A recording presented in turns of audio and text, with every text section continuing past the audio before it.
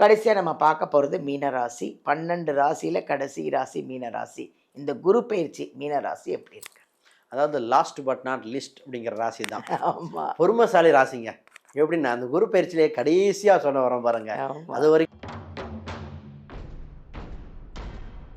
மீன ராசியோட ஃபர்ஸ்ட் பேசிக் கேரக்டர் தெரியுங்களா? நல்லது எங்கே இருக்கோ அதை எடுத்துக்கோங்க. இப்போ யார் நல்லது எதிரி நல்லது சொன்னால் எடுத்துக்கோ. ஏன்னா இந்த ராசியில் குரு வீடு, ஆனால் உச்சமாகிறது சுக்கிரன். இவர் தேவகுரு, அவர் அசுரகுரு. Very good. இத்தனை நாளாக பார்த்தீங்கன்னா இவங்களுக்கு மேட்சிங் செட் ஆகலை, வேவ்லேருந்து செட் ஆகலை. நான் அந்த பெண்ணுக்கிட்ட நான் சொன்னது, இப்போ குரு வர்றதுக்கு முன்னாடி கொஞ்சம் பலன் செய்ய ஆரம்பிச்சிட்டேன் 3 மாதத்துக்கு முன்னாடியே.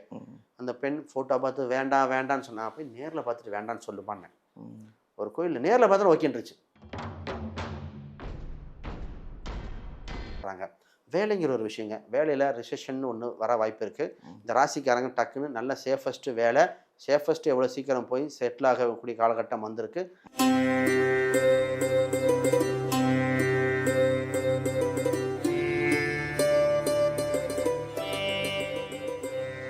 ஹாய், எல்லாருக்கும் வணக்கம்.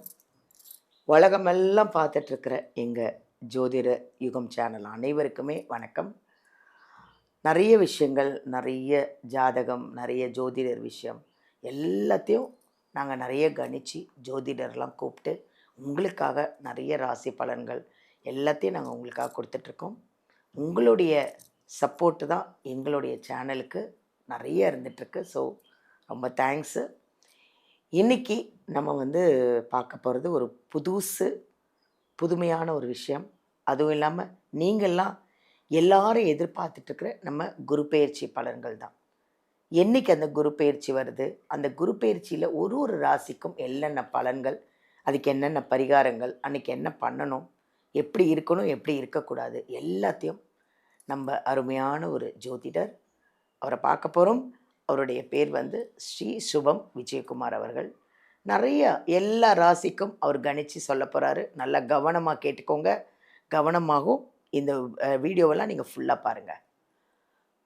இப்போ நீங்கள் ஸ்ரீ சுபம் விஜயகுமார் அவர்களை காண்டாக்ட் பண்ணணுன்னா வீடியோவில் இந்த நம்பர் எடுத்து அவரை நேரடியாகவும் சந்திக்கலாம். இல்லை நான் வெளிநாட்டில் இருக்கேன், வெளியூரில் இருக்கேன், ஒன்றும் கவலை வேணாங்க. ஆன்லைன்லேயும் அப்பாயின்மெண்ட் வாங்கி ஆன்லைன்லேயும் சந்திக்கலாம். ஆன்லைன்லேயும் உங்களுடைய எல்லா சந்தேகங்களையும் உங்கள் ஜாதகமும் பார்த்துக்கலாம். ஓகேவா? இன்றைக்கி நேரடியாக அவரையே சந்திப்போமா? வாங்க பார்க்கலாம். வணக்கம். வணக்கம் ஐயா. வணக்கம் மேடம். எப்படி இருக்கீங்க? நல்லா இருக்கேன். இப்போது குரு பயிற்சி வருது, அதோட பலன்கள் ஒரு ராசிக்கு நம்ம இன்றைக்கி பார்க்க போகிறோம். அந்த குரு பயிற்சியோட பலன்கள் பற்றி கொஞ்சம் உங்களுடைய இன்ட்ரோ கொடுங்க. நிச்சயமாக. இந்த குரு பயிற்சி உலக அளவில் மக்கள் எதிர்நோக்கி கொண்டிருக்கிறார்கள். உலகில் இருந்த பல ஏற்றத்தாழ்வுகள். அப்போ நிறைய பேர்த்து பார்த்திங்கன்னா அங்கே சண்டை கட்டினா நம்ம வீட்டில் கேஸ் வரல. அப்போ ஈரான், இஸ்ரேல், அமெரிக்கா சண்டை கட்டாங்க, நம்ம வீட்டில் கேஸ் பிரச்சனை வருது. அப்போ பெட்ரோல் விலை இதாகுது, எல்லாமே ஏறிட்டு இருக்கு. அப்போ அதுக்கு ஒரு பொருளாதார ரீதியாக மாற்றங்கள் பலது ஏற்பட போகுது. ஒவ்வொரு மனிதனும் பார்த்திங்கன்னா வேலை, பொருளாதார ரீதியாக நிறைய பேர்த்துக்கு மாற்றம். கல்யாணம் நடக்குமா நடக்காதான்னு இயங்கிக்கிட்டு இருக்க அந்த வயதுடைய ஆண்கள் பெண்கள் அவங்களுக்கு ஒரு நல்ல வாழ்க்கை அமைய இந்த குரு பகவான் அமையுது. சொத்து அமையணுங்க. ஒருத்தர் யாராக இருந்தாலும் தனக்குன்னு ஒரு சொத்து வேணும்னு எதிர்பார்த்துட்டு இருந்தாங்க. அவங்களுக்கு இந்த குரு பகவான் ஒரு நல்ல இது கொடுக்குது. உலக அளவில் இருந்த மன மாறுதல், உலக அளவில் ஏன் சொல்கிறோம்னா அரசியலில் பல மாறுதல் ஏற்பட்டு சமநிலைகள் நடக்க போகுது. அப்போ இது அப்போ இந்த ஜாபில் நிறைய பேர்த்துக்கு மாற்றம் சொல்கிறோம். திருமணம், கல்வி, இப்போ மாணவர்கள் எல்லாம் கல்வி என்ன எடுக்கலாம், இது மாதிரி ஒவ்வொரு விஷயம் வருது. அப்போ எக்கனாமிக்கல் பாயிண்ட் ஆஃப் வியூ தாண்டி இந்த வருஷம் ஆன்மீக எண்ணங்கள் அதிகரிக்கும். குரு உச்சம் பெற போறார். இந்த ஒரு குரு உச்சத்தில் மிகப்பெரிய சூட்சம் விஷயம், குரு உச்சம் பெறுவது மட்டும் இல்லை, ஹம்ச ராஜ யோகம் இந்த வருடம் ஆரம்பிக்குது. அப்போ நிறைய ராசிகளுக்கு ஹம்ச ராஜ யோகம்னா என்னன்னா, குரு உச்சம் பெற்று அது கேந்திரத்தில் உள்ள ராசிகள் எல்லாம் வலுப்பெற போகுது. அப்போ 12 ராசியில் ஒரு 4 ராசி மிகப்பெரிய டாப்பில் போக போகுது. அப்போ எல்லோரும் இயங்கிக்கிட்டு இருந்த தவறவிட்ட வாய்ப்புகள் எல்லாம் பிடிக்க இறைவன் இந்த குரு கடாட்சத்தில் வரார். சனிப்பயிற்சி நடந்து பல கஷ்டங்களை அனுபவிச்சுட்டு இருக்காங்க. அப்போ இந்த விஷயம்தான் ரொம்ப ரொம்ப நல்ல விஷயமா வரப்போகுதுங்க. நல்லா அழகாக அருமையாக சொன்னீங்கய்யா அந்த குரு பயிற்சியை பற்றி. இப்போது நம்ம இந்த 12 ராசியில் ஒரு ராசிக்கும் எப்படி இந்த குரு பயிற்சி இருக்குன்னு நம்ம பார்க்க போகிறோம். பார்க்கலாமா? அடுத்தது மீன ராசி. அதாவது ஜாதகம் ஜாதகம் பார்க்கக்கூடாது அப்படின்னு சொல்கிறதுல நான் உடன்பாடு இல்லை. ஏன்னா நீங்க சொன்னீங்கல்ல முதல்ல பேசும்போது, ஒருத்தரோட ராசி இன்னொருத்தருக்கு செட் ஆகும். இப்போ ஒருத்தரோட பிஸ்னஸ்ல இன்னொருத்தவங்க ஜாயின் ஆகுறதுக்கு கூட நம்ம ஜாதகம் ஆமா. பார்த்துக்கணும். இப்போ என் பேர் பாலாம்பிகை. எனக்கு ஒருத்தரோட நான் பிஸ்னஸ் ஜாயிண்ட்டா செய்றேன்னா, இது நான் ஜாதகம் பார்த்தா அந்த ஜாயிண்ட்டா இருந்தா மட்டும் தான் கரெக்ட்டா இருக்கும். நெறைய விஷயங்கள் ஜாதகத்த பார்த்து எல்லாத்தையும் ஃபாலோ பண்ணாங்கன்னா, உண்மையிலே எல்லாரும் சக்சஸ் ஆயிடுவாங்க. அது எனக்கும் அந்த ஒரு எக்ஸ்பீரியன்ஸ் இருக்கு. கடைசியா நம்ம பார்க்க போறது மீன ராசி. 12 ராசியில கடைசி ராசி மீன ராசி. இந்த குரு பெயர்ச்சி மீன ராசி எப்படி இருக்கு? அதாவது லாஸ்ட் பட் நாட் லீஸ்ட் அப்படிங்கிற ராசி தான். ஆமா, பொறுமைசாலி ராசிங்க. எப்படின்னா அந்த குரு பயிற்சியிலே கடைசியா சொல்ல வரோம் பாருங்க. ஆமா. அது வரைக்கும் பொறுமையா சொல்லுங்க சொல்லுன்னு கேட்ட ராசி. பொதுவா இந்த ராசி குரு அம்சத்திலேயே இந்த ராசி குரு தான் இந்த ராசியோட அதிபதி. இவர் ராசி அதிபதி உச்சம் பெறுகிறார். ம். தன் ராசி அதிபதி உச்சம் பெறும்போது இந்த ராசிக்கு மிகப்பெரிய பலன் உண்டு. முதல்ல ஜென்ம சனியில் படாதுபாடு பட்டவர்கள் இந்த ராசி தான். ஏன்னா ஜென்ம சனியாக இருக்கும்போது தகுதி இருந்தும் வெளிப்பட முடியாமல் வாய்ப்புகள் தவற விட்டுட்டே இருந்தது. பொருளாதாரத்தில் மிகப்பெரிய பிரச்சனைகள். ஒன்று மாற்றி ஒன்று. சார் நான் இங்கே இருக்கேன், என் மனைவி எங்கே இருக்கா, குழந்தைங்க அங்கே படிக்குது, ஆளுக்கு ஒரு பக்கம் இருக்கும் அப்படின்னு வருத்தப்பட்டது. நிறைய பேர்த்துக்கு இப்போ தான் குரு பார்க்க கோடி நன்மையாக மன மகிழ்ச்சி ஏற்படுது. ஃபஸ்ட்டு மீன ராசியோட ஃபஸ்ட்டு பேசிக் கேரக்டர் தெரியுங்களா? ம். நல்லது எங்கே இருக்கோ அதை எடுத்துக்கோங்க. ம். இப்போ யார் நல்லது எதிரி நல்லது சொன்னால் எடுத்துக்கோ. ம். ஏன்னா இந்த ராசியில் குரு வீடு, ஆனால் உச்சமாகிறது சுக்கிரன். ம். இவர் தேவகுரு, அவர் அசுரகுரு. ம். அப்புறம் மாற்றான் தோட்டத்து மல்லிகைக்கும் மனம் உண்டு அப்படின்னு ஒத்துக்கிறது. அப்படின்னு. ஏன்னா மல்லிகைன்னா சுக்கிரன், அதனால சொன்னேன். உடனே கட்சிக்கு போயிடக்கூடாது. ஏன்னா இந்த ராசி இந்த அம்சம் உண்டு. இப்போ இந்த ராசியில் மிகப்பெரிய யோக பலன் என்னன்னா, ம். ஃபஸ்ட்டு இவங்களுக்கு குரு பகவான் 5 உச்சம் பெறும் பொழுது ம். புகழ் விரிகிற காலகட்டம், ம். மனதில் இருந்த நெருக்கடிகள் விலகிற காலகட்டம், ம். உச்சமாக இருப்பதால் இவங்க வாழ்வில் அடுத்தடுத்த ஷைன் பண்ணக்கூடிய டெவலப் ஆயிடுச்சு. 11ஆம் வீட்டை வேற பார்க்குறாரு. 9, 10, 9, 11 பார்க்குறார். ம். லாபஸ்தானம் ஆக்டிவேட் ஆயிடுச்சுன்னு அர்த்தம். ம். அப்போ லாபம் ஆக்டிவேட் ஆனால் வேலை ரீதியாக, தொழில் ரீதியாக, திருமண ரீதியாக, ம். படிப்பு ரீதியாக, சொத்து சுகம் ரீதியாக ஒவ்வொன்றா ஷைன் பண்ண போகிறாங்க. ம். முதல்ல திருமணத்தை பார்த்துருவோம். ஒரு இடையில ஒரு புரளி ஒன்று வந்துருச்சு. என்னன்னா, ம். ஜென்ம சனியில் இருந்தால் கல்யாணம் பண்ணக்கூடாதுன்ட்டாங்க. ம். அப்படிலாம் கிடையாது.